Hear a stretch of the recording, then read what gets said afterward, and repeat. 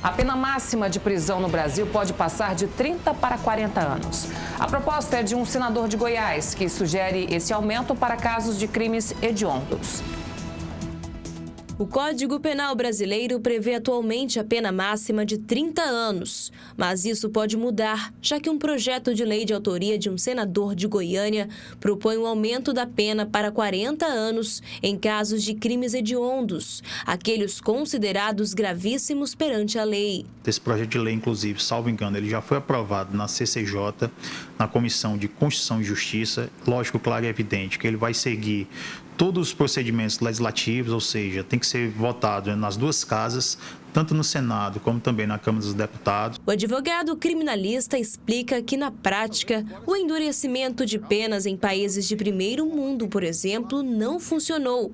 E no Brasil, vai bater de frente com o sistema prisional falho. O nosso sistema carcerário, com esse endurecimento de penas, com esse aumento do quanto de penas, eu não posso dizer que vai virar um caos, porque na realidade já é um caos. Isso quem está dizendo não sou eu, quem está dizendo isso é a maior corte do Poder Judiciário, que nada mais é do que o Supremo Tribunal Federal. Então, deixar bem claro o seguinte, que, na realidade, ao invés desses parlamentares estarem se preocupando em aumentar, certo, tipo penal, em aumentar a pena, em aumentar as frações da progressão de regime, deveria se preocupar com a efetividade dessa legislação, não é? E com a coisa chamada de políticas públicas, além, certo, da ponta lá que seria o quê? Seria, no caso, ressocializar esse preso. O aumento de penas privativas de liberdade é um assunto que divide opiniões. Há quem discorde, mas também quem concorde com o tema. Mas seria esse um dos caminhos para a redução da criminalidade no país? Qual a sua opinião? Eu concordo, porque é justo um preso que cometeu o crime ficar mais tempo, só que eu não concordo com as lotações dos presídios. Eu acho que eles deveriam colocar, mas não de um jeito que lotaria para ficar uma coisa bagunçada. Não adianta nada aumentar, tem que arrumar outra solução. Isso aí não vai resolver nada, não. Quem já esteve dentro do sistema prisional e agora está do lado de fora, diz que a única saída é investir em educação. Na época que eu estava preso, eu passei 3 anos e 2 meses.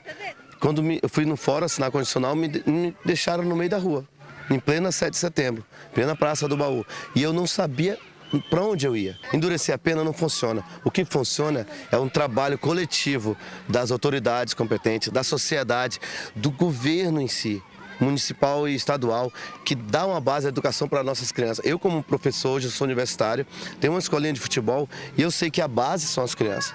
Mais cedo ou mais tarde, esse preso ele vai voltar para o seio da sociedade, né? Mais cedo ou mais tarde, independente dele ser apenado a 30, 40, 50 anos, independente de qualquer coisa.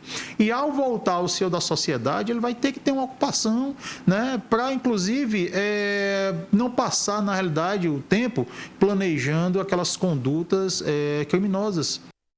Olha só, eu sou daqueles que também acredita que nós aqui no Brasil não fazíamos a coisa acontecer no que se refere ao cumprimento da pena, como muitas vezes deveria acontecer. Hoje, do jeito que está, um cidadão é condenado a 30 anos e com 5 anos já pode ganhar a liberdade provisória, o semiaberto. Como não existe semiaberto, ele já fica de tornozeleira e vai para casa. Com algumas limitações, é claro, mas com 5 anos. Vai para 40, 6 anos e 6 meses, 6 anos e meio, ele vai passar a ter direito pela atual legislação. Então não adianta só mudar o tempo da prisão. Tem que mudar também os benefícios. Porque o cidadão mata alguém, fica 5 anos preso, quer dizer, começa a se entender que vale a pena cometer um crime. Então é preciso que tudo isso seja revisto. A nossa legislação é dos anos 50 e não é mais possível a gente continuar dessa forma. A jovem que fala sobre a superlotação dos presídios está absolutamente correta, né? Os presídios não podem ser um ambiente de depósito de gente, depósito humano. tem que dar o mínimo de dignidade ao preso. Ele cometeu o crime, vai cumprir a prisão, mas existem regras de tratamento ao ser humano que devem ser observadas. Porque daqui a pouco o Estado fica pior do que o bandido. Lhe impõe uma pena maior do que o crime que ele cometeu, dependendo do crime que ele cometeu. E o outro cidadão que fala sobre a ressocialização, que é fundamental. Aqui em Rondônia, felizmente, começou um trabalho muito bem executado na administração do governador, na época secretário da Sejus, Marcos Rocha, porque veio da educação e tem esse, apesar de ser coronel, mas muito ligado à educação, conhece bem essa coisa de educar, de preparar, de ressocializar, e hoje sendo muito bem seguido nessa política pela secretária Etelvina Rocha, que também está fazendo um espetacular trabalho no que se refere à ressocialização dos presos. Trabalho realmente extraordinário. Temos problemas ainda nos presídios? Temos. Temos que resolver muita coisa lá dentro? Temos. Temos superlotação? Temos. Temos fuga de presos? Temos. Mas, enfim, né? É preciso que se resolva. Só que estamos discutindo aqui o tema levantado pelo cidadão que nós entrevistamos, quando ele fala sobre a ressocialização.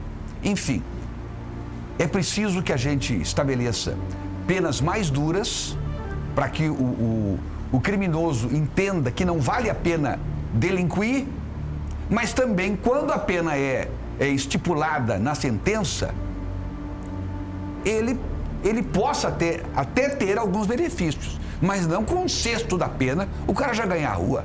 É meio complicado isso.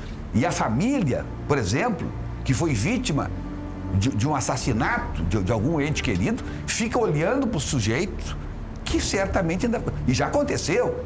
O cara ri da cara dos familiares quando ganha a rua, dizendo: aí, ó, viu?